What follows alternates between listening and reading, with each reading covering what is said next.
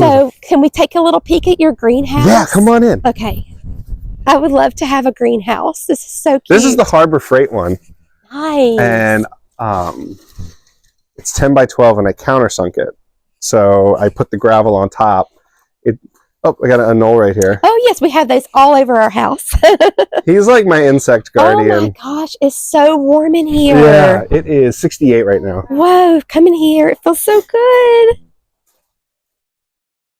Wow. But this is my imagination station. This is like a plant lover's dream. Look at all these babies. I know.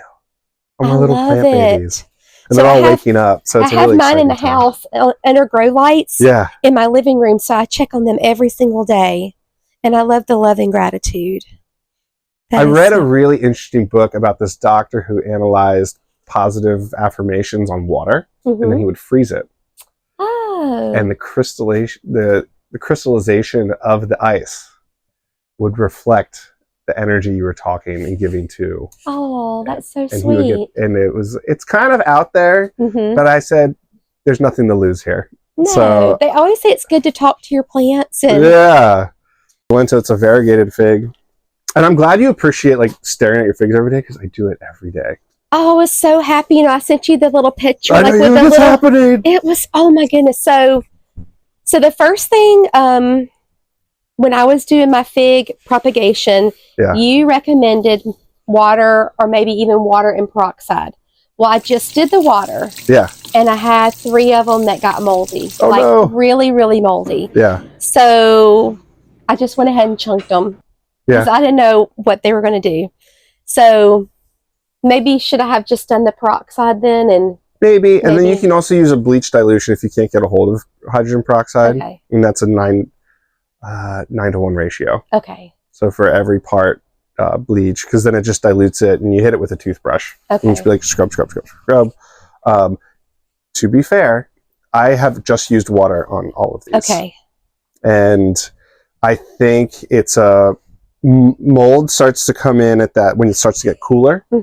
So if your climate gets a little cooler in there, it's more inviting for the mold, where if you hit that 70 plus range, that's way more encouraging of the plant growth to sustain itself. Okay. And then these heat mats have been really crucial. You can feel them. Oh yeah, they're nice.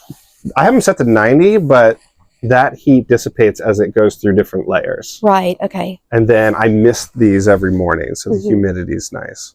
These are suckers that I've propagated, so they already have roots associated with them, so I've stuck them right in potting soil. And those are the ones you cut off from the root of the plant. Exactly. I saw one of your videos on that. Oh, nice. Yes, that was a great video. So they're waking up. These are my oldest cuttings here. You know how the cuttings don't grow at the same rate. Right. So all these were planted at the same time, but you can see this one's already leafed out. I'm almost ready to put that in a pot.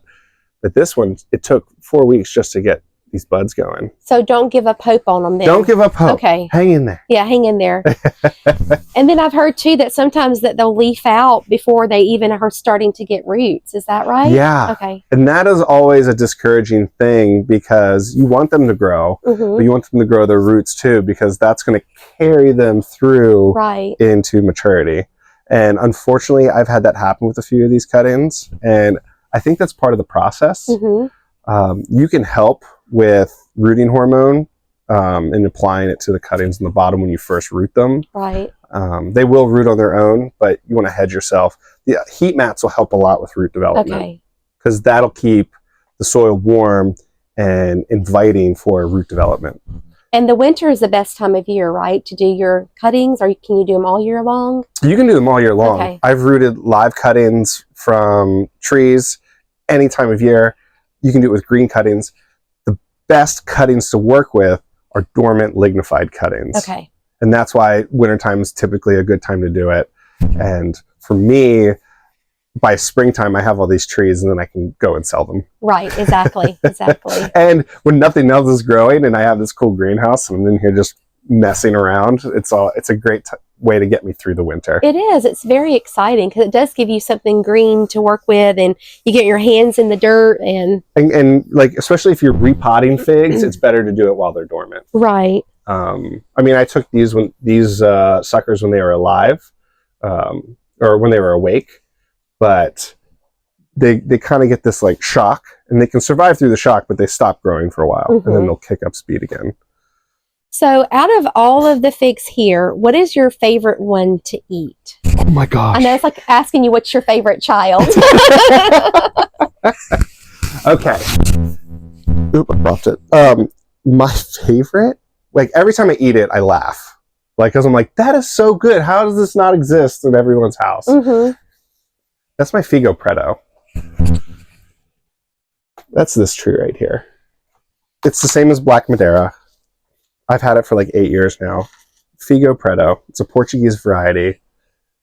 Every time I eat it, I'm like, holy cow, that is so good.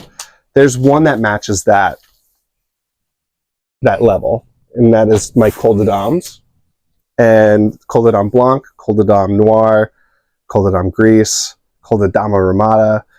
It's legit like this like thick raspberry jam as the pulp. So people are used to like that juicy sweet fig. This one is like that, like literally jelly, just scraping it onto bread. And you're like, that is, it really is amazing, where I have to stop and be like, this does not taste like a fig. This is its own thing, but it is a fig. And so what's your favorite way to eat figs? Or do you like them cooked or? My favorite is fresh. Fresh, okay. I will come out, like literally that's where like figs and coffee came from. In the summertime, I'm just like, it's 7, the kids are just waking up, I fixed them breakfast, I come out here for 10 minutes and I walk around. Sometimes my kids join me, and I just eat figs fresh with coffee. And coffee is like, it complements them so well, because you have this like roasted bitter profile, and then you have like this like pulpy sweet profile, and they kind of like balance each other in the palate really well. That sounds delicious. I've never tried figs and coffee, but I definitely will do that. Yeah, because sometimes you have other sweet things that overpowers the fig, because there is some subtleties to it. And but the coffee kind of like, I don't know, it's like if you ever go to like I know I'm a plant hoarder, there's like one little path to the workstation, but it's like you ever go like smell perfumes and they have like coffee beans to help cleanse your nasal palate? Yes, it's the same deal with coffee and figs. That sounds delicious. I know my mom always likes to make the fig preserves with strawberries. And so that's a good combination too, because you got that tartness of the strawberries, but then you got that super sweetness of the figs, and it makes the best jam. So delicious. She actually won, and like they had a little like 4-H kind of like, you know, fair in the county that we're living in, and one of her strawberry figs won like first prize. No way. Yeah. Well, it was so delicious. Wait till you see some of the figs that I have actually taste like that. Oh, really? Without having to compliment them. Yeah. Because the popular figs like Brown Turkey and Celeste, we call them sugar figs, because they taste like sugar, like brown sugar. But then you have these other ones that have that acidity already embedded in their flavor profile. See, I didn't even know that. Yeah. And you're like, what the heck? Yeah. And that's what I had. Like, I got into figs because I toured Italy, found out where my family was from in Italy, stayed with other friends and family, and I had a fig at the table, just eating lunch. So that's how you became Phil's Figs. Yeah. And I was like, what is this? They're like, it's a fig. I'm like, that's a fig? Wow. That was 2011. Backpacking through Europe, and I was like, it forever changed me. I came back to the States and I found an old Italian man in Boston selling fig trees, and I went and talked with him, and I'm like, I obviously have to have these fig trees now, and I just kind of carried them with me in my career. And talk about growing them in pots, that's what I did in Boston, and that's what I did when I moved to DC, and I brought my figs with me, and then I finally settled here, and when I bought a home, then I was like, now I can put them in the ground. Yeah, and your neighbor has a big fig, right? Yeah. I call it the Mother Celeste tree. He gives me free reign to prune it. You guys want to check it out? Yeah, it's huge. Now, before we leave, what is this? This is a plumeria. Oh, my goodness. I started growing plumerias. My buddy Craig is like, you have an awesome greenhouse. Can you keep my plumeria alive? I'm like, sure, I'll keep your plumeria plant alive. And I'm like, Craig, it's not a plant. It's a tree. Yeah, it is a tree. When it was fully bloomed, it pushes out leaves. It does go dormant, but it can't freeze. Otherwise, it's dead. Okay. It is the Hawaiian lei flower. So if you ever see the necklaces. Right. And it smells like the best herbal essence shampoo you've ever smelled in your life. Yeah. And it smells so good. I don't know how to explain it. I waited 3 years for this one to bloom. Wow. And it's got these like pink flowers with orange in the middle. And this one has white flowers with yellow in the middle. And it smells out of this world, and it blooms for 4 months straight. It's beautiful. Look at the bark on it. I know. And so I'm going to propagate it. You can propagate the cuttings like fig trees. So I'll let you know. Beautiful. But yeah, and then I overwintered peppers. So I pruned them way back, and I put them in my garage, and then they started growing again. So I put them in the greenhouse. And this way I'll have peppers way earlier in the season. So people, how can they get figs from you? Right now I'm selling cuttings on Phil's Figs. Okay. At philsfigs.com, and then I have, come April 1st is our last freeze here. So I try to wait till I know my figs aren't going to get frozen in transit, but I sell 1 gallon and 3 gallons come April. And I can ship 1 gallons anywhere in the US. Okay. So if you're interested in a fig tree, I have this awesome little packaging system, and I've shipped them to Washington State, California. I'm a licensed nursery, so I have permission to do so. Okay. And I just get inspected every year, make sure I uphold all the standards, make sure it's safe for transit places. And then I have a big plant sale few times a year now where I sell over at Poplar Grove Plantation, and I'll have a booth there. I'll sell over at the Hobby Greenhouse Club plant sales twice a year. So that's coming, that's in April at Poplar Grove. It'll be the first week of April for the plant sale off Metz Ave and Forest Hills here in Wilmington. And then I'll be working with Bigger's Market again this year. Okay. They have an awesome setup. I sell wholesale to them, and then I also will have a table and event there when they have their events throughout the year. So philsfigs.com. philsfigs.com. And then on my Instagram, I have a store there too. Okay. So you can go right through Instagram, you can go right through Facebook. I need to pay more attention to Facebook, but it's growing steadily.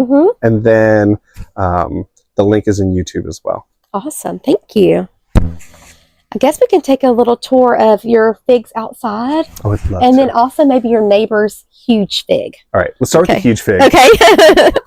But Josh and Sam, they're really close friends of mine. He's a firefighter. He's a lieutenant. And she is a photographer, and that's her studio over there. Oh, nice.